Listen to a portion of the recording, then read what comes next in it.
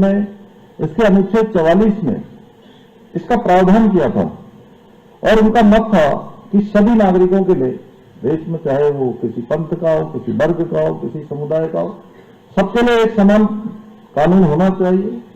और इस बात का समर्थन जनता करने को तैयार थी, परंतु हमारे तुष्टीकरण का संकीर्ण चश्मा जो यहां पहनकर राजनीति करने वाले दल थे, जिन्होंने देश के अंदर लंबे समय तक शासन किया, और मैं कह सकता हूं कि 5-6 दशकों तक अनवरत रूप से इनका शासन रहा और ये काम नहीं हुआ। यही कारण है कि जब आदरणीय प्रधानमंत्री जी के नेतृत्व में और मार्गदर्शन में हमने विधानसभा के चुनाव में अपने दृष्टि पत्र में समान नागरिक संहिता को राज्य में लागू करने का संकल्प लिया था, उत्तराखंड की जनता को वचन दिया था, तो उस समय मुझे याद है बहुत सारी बातें थी, क्योंकि मैं भी उस समय बहुत ज्यादा मेरे को कालखंड नहीं हुआ था। मुझे याद है 14 फरवरी को हमारा विधानसभा का निर्वाचन होना था, उस दिन वोटिंग होनी थी, और उससे 2 दिन पहले मैंने ये घोषणा करी कि हमारी पार्टी आदरणीय प्रधानमंत्री जी के नेतृत्व में उत्तराखंड की जनता के समक्ष ये अपना निवेदन रखती है कि हमारी सरकार बनेगी तो हम सबसे पहले समान नागरिक संहिता को लागू करने के लिए काम करेंगे। तो भाइयों बहनों, यहां पर ये बात तो हमने कर दी, लेकिन बहुत सारे लोगों ने, बहुत सारे हमारे प्रतिपक्ष के लोगों ने, मैं विपक्ष नहीं कहता हूं, मैं उनको प्रतिपक्ष कहता हूं, ठीक है ना,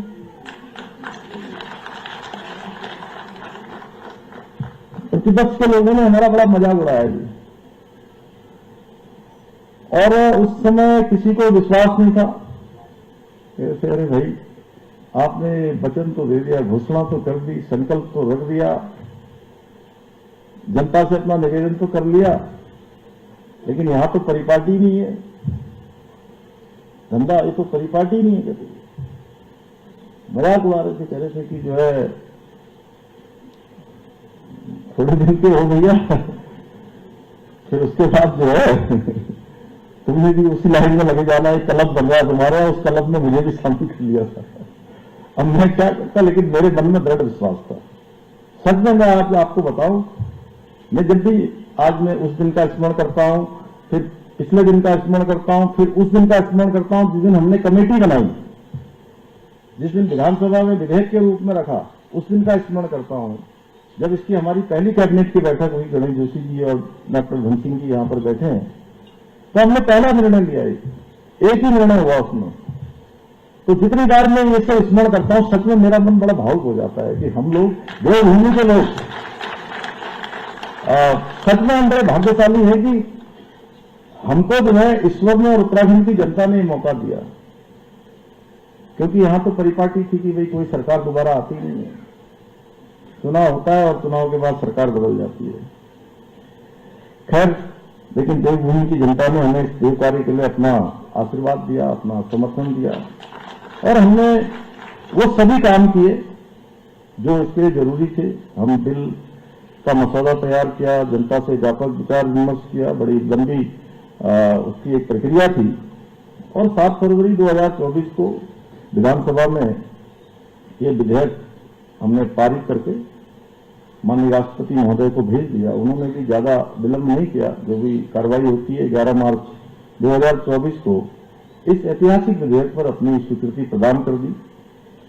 सभी आवश्यकताओं को, नियमावली को, प्रक्रियाओं को पूरा करते हुए, जिसमें शत्रुघ्न सिंह जी इसकी नियमावली को बनाने की कमेटी के भी वो थे, चेयरमैन थे, और 27 जनवरी 2025 को इसको विधिवत रूप से राज्य को समर्पित कर दिया, राज्य में लागू कर दिया।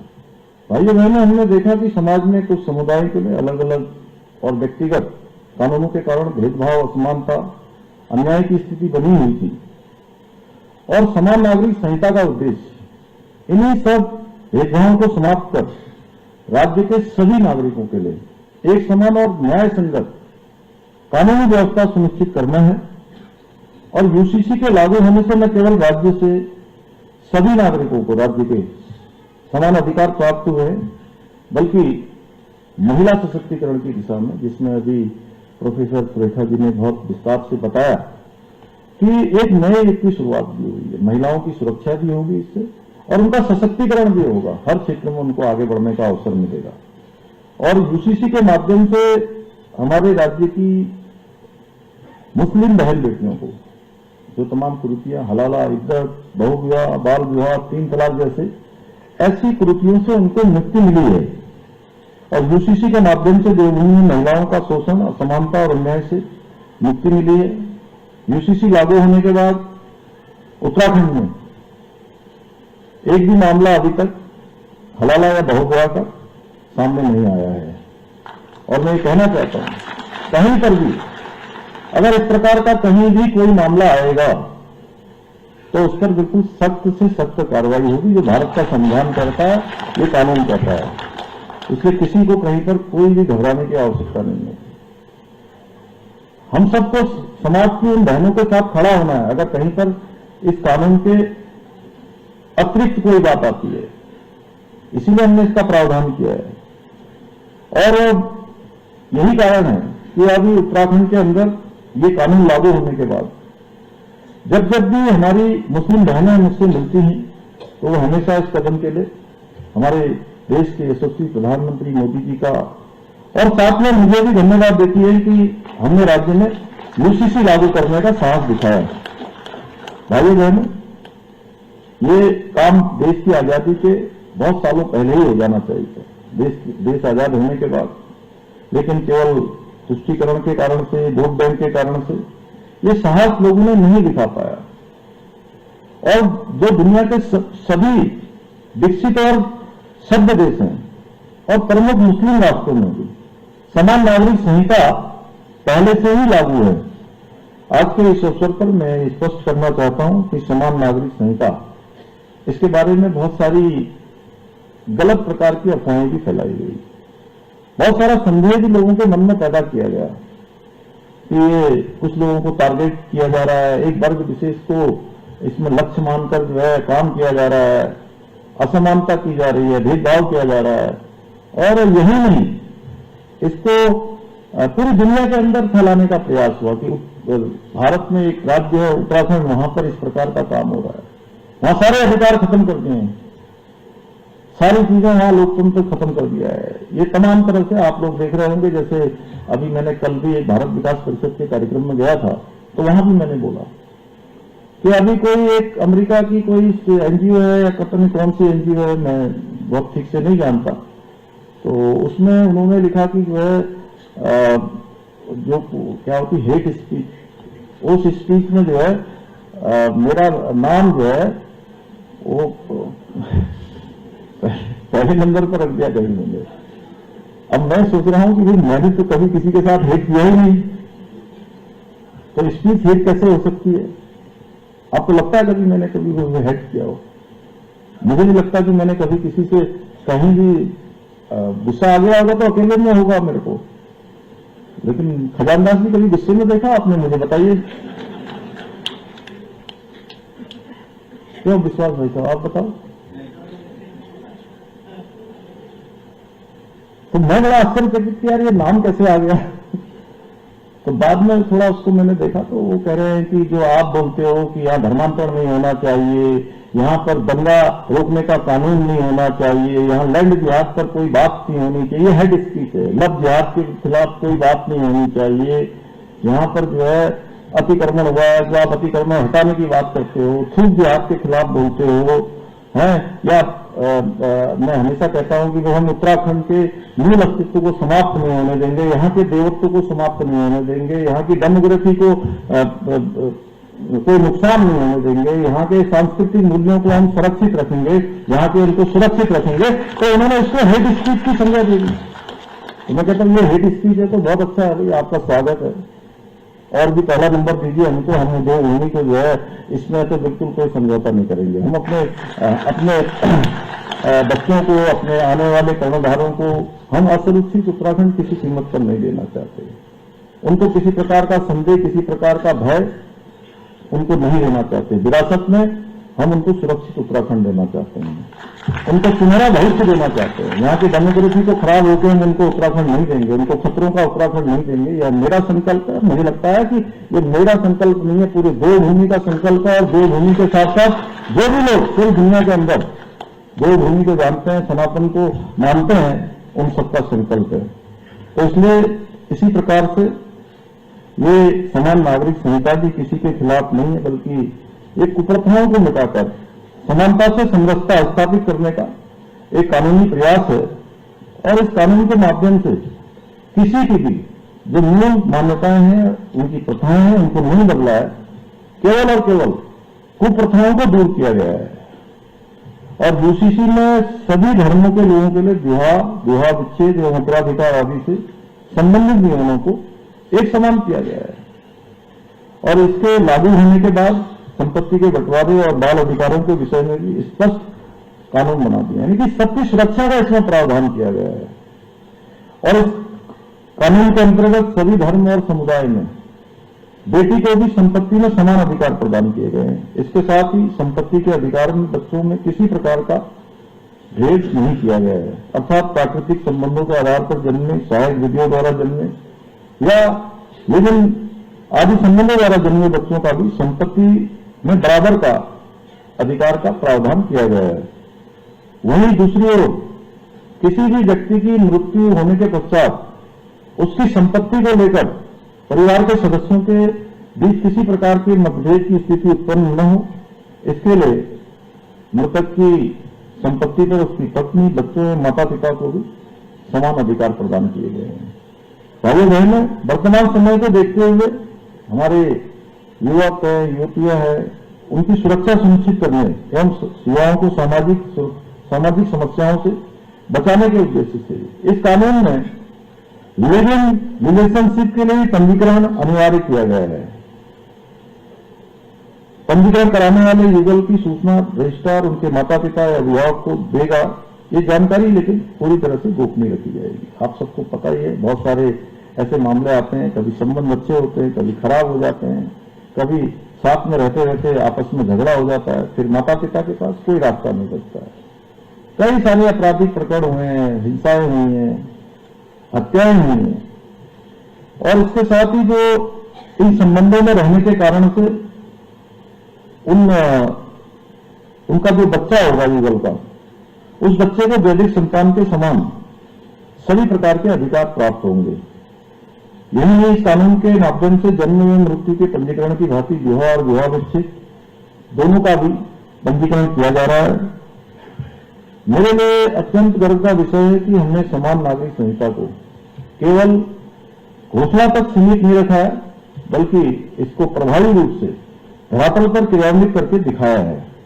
मुझे ये बताते हुए खुशी हो रही है कि बीते एक वर्ष में हमने समान नागरिक संहिता के माध्यम से नागरिकों के लिए सरकारी सेवाओं की पहुंच को और अधिक आसान बनाया है, और अधिक सरल बनाया है और पारदर्शी बनाया है। जैसा अभी गृह सचिव श्री शैलेश बगोली जी ने बताया कि पहले औसतन 67 विवाह पंजीकरण प्रतिदिन हुआ करते थे, जो बढ़कर लगभग आप 1300 कुछ बता रहे थे, मुझे लगता है कि 1400 के लगभग इसके आसपास हो गए। और इतना ही राज्य की 30% से अधिक ग्राम पंचायतों में 100% विवाहित दंपतियों का पंजीकरण सफलतापूर्वक किया जा चुका है। यह हमारे लिए बहुत गर्व की बात है कि बीते एक वर्ष में यूसीसी के अंतर्गत लगभग 1 लाख से अधिक आवेदन प्राप्त हुए, जिनमें 95% से अधिक का निस्तारण किया जा चुका है। और इसमें टेक्नोलॉजी का भी उपयोग करते हुए ये सुनिश्चित करने का प्रयास किया है कि किसी भी नागरिक को अनावश्यक रूप से अपना समय बर्बाद न करना पड़े, दफ्तरों के चक्कर न लगाने पड़े। पहले पंजीकरण करवाने के लिए कार्यालय में जाना पड़ता है, अपने संसाधन लगाने पड़ते हैं, आना पड़ता है, जाना पड़ता है, खर्चा करना पड़ता था। इसलिए हमने राज्य में ऑनलाइन पोर्टल व्यवस्था में, जिसमें 7,500 से अधिक जो सक्रिय रूप से कॉमन सर्विस सेंटर है, इसके माध्यम से शासन को वास्तव में सीधे जनता तक पहुंचाने का काम इसके माध्यम से हुआ है। इसके साथ ही हमने एआई आधारित यूसीसी पोर्टल को देश की सभी जो 22 अनुसूचित भाषाएं हैं इसमें उपलब्ध कराकर ये सुनिश्चित किया है कि भाषा किसी भी नागरिक के अधिकारों और उनकी सेवाओं के बीच में कोई अवरोध पैदा न करे, बाधा न बने। इतना ही नहीं, हमने रजिस्ट्रेशन के समय आने वाली परेशानियों को दूर करने के लिए ऑटो एक्सप्लेनेशन और ग्रेवेंस रिड्रेसल सिस्टम भी लागू किया है। भाइयों बहनों, हाल ही में हमने यूसीसी में आवश्यक संशोधन से संबंधित विधेयक पारित किया था। आपको ध्यान होगा बीच में कुछ उसमें स्पेलिंग मिस्टेक हो गई थी, लेकिन क्योंकि आजकल कोई भी छोटी सी भी मिस्टेक और जिसको बहुत सामान्य माना जाता है उसको बहुत बड़ा बना दिया जाता है कई बार। ये आजकल के दौर में सब चलता है और हमको इसका बार बार सामना करना पड़ता है। तो वहां से वो स्पेलिंग सुधारने के लिए भेजा गया और उसको जो है उत्तराखंड में कम, दिल्ली के समाचार पत्रों में बड़ी बड़ी हेडलाइंस में चालू लगा दिया गया कि राजभवन में जो है इसको लोक भवन में, अब तो लोक भवन हो गया, इसको वापस भेज दिया। क्योंकि सामान्य सी बात थी, उसको सुधार के भेजना था और उसको सुधार करके भेज दिया गया। तो कल ही 26 जनवरी के दिन, गणतंत्र दिवस के दिन, माननीय राज्यपाल महोदय ने उसकी स्वीकृति भी हमको दे दी है। इसके अंतर्गत अब पहचान छुपाकर हमारी भोली भाली बेटियों को शिकार बनाने वाले तत्वों पर सख्त शिकंजा कसते हुए प्रावधान किया गया है कि विवाह के समय यदि अपनी पहचान छिपाई गई हो, गलत तथ्य बताए गए हों और धोखे से विवाह किया गया हो, तो ऐसे सभी विवाह को निरस्त किए जाने की व्यवस्था इसके माध्यम से की गई है। इसके साथ ही विवाह एवं लिविंग संबंधों में किसी भी प्रकार के बल, दबाव, धोखाधड़ी अथवा विरुद्ध कृत्यों के लिए कठोर दंडात्मक प्रावधान सुनिश्चित किए हैं। भाई बहनों, आप सबको पता है कि ये मैंने जैसा शुरुआत में बताया कि हमारी विचारधारा का जनसंघ के जमाने से ये संकल्प था और कुछ संकल्प अपनी आत्मा में सबने सजो कर रखे थे। उसमें से चाहे धारा 370 हटानी हो, समान नागरिक संहिता लागू करनी हो, आज मैं गर्व से कह सकता हूं कि डॉक्टर श्यामा प्रसाद मुखर्जी, पंडित दीनदयाल उपाध्याय जी जैसे जनसंघ के स्तंभों का वो सपना, हमारे लाखों करोड़ों कार्यकर्ताओं का वो त्याग और विचारधारा की तपस्या अब संकल्प नहीं बल्कि अब सिद्धि बन चुकी है। लेकिन दुर्भाग्य से देश में दशकों तक ऐसी सरकारें देखी जिन्होंने सत्ता पर तो राज किया, लेकिन कभी राष्ट्र को जोड़ने का साहस नहीं दिखाया। इसीलिए न कश्मीर से धारा 370 हटी, न समान नागरिक संहिता पर कोई सकारात्मक पहल हुई, न हमारी बहनों को 3 तलाक की पीड़ा से मुक्ति मिली। नहीं, हम सब जिसके लिए 500 वर्षों से भी अधिक समय से प्रतीक्षा कर रहे थे, प्रभु श्री राम का मंदिर का सपना साकार हो पाया। लेकिन आदरणीय प्रधानमंत्री जी के नेतृत्व में हमने वो कर दिखाया जो तुष्टीकरण की नीति पर चलने वाले दलों ने वर्षों तक टाले रखा, क्योंकि हमारे लिए सत्ता साधन नहीं है बल्कि सेवा का माध्यम है, राष्ट्र को जोड़ने का माध्यम है। उन्होंने सत्ता में रहकर हमेशा कहा कि यह संभव नहीं है, ये देश के लिए ठीक नहीं है, ये समाज को तोड़ देगा। आपको पता होगा धारा 370 जब लागू हो रही थी या लागू होने वाली थी तो कह रहे थे कि कश्मीर के अंदर बिल्कुल खून खराबा हो जाएगा, कत्लेआम हो जाएगा। लेकिन आप सबको याद होगा जिस दिन वो लागू हुई थी शायद कोई एक मच्छर भी नहीं मरा वहां, इतनी शांति से धारा 370 लागू हो गया।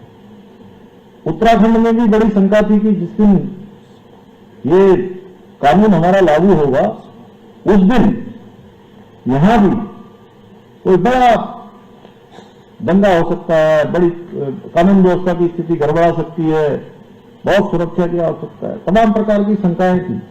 आपने देखा आसानी से लागू हो गया, बल्कि किसी की कोई क्रिया प्रतिक्रिया भी जल्दी नहीं आई। उसके लिए हमको इंतजार करना पड़ा। हालांकि ये काम इतना आसान नहीं था जितनी आसानी से सामान्य तरीके से होता चला गया। मैं समझता हूं कि हमारे प्रधानमंत्री जी का नेतृत्व है देश के अंदर, भगवान की कृपा है और देवभूमि के देवत्व का इस पर पूरा का पूरा हमको आशीर्वाद है। इसलिए ये सब काम आसानी से होते चले गए। गाड़ियां फटाफट फटाफट एक स्टेशन से दूसरे स्टेशन, दूसरे स्टेशन से तीसरे स्टेशन और तीसरे स्टेशन से गंतव्य तक जो है कहीं रुकी नहीं, चलती ही चली गई, चलती ही चली गई और सारे यात्री जो है अपने गंतव्य पर पहुंच गए। यानी कि कानून बन गया और लागू हो गया।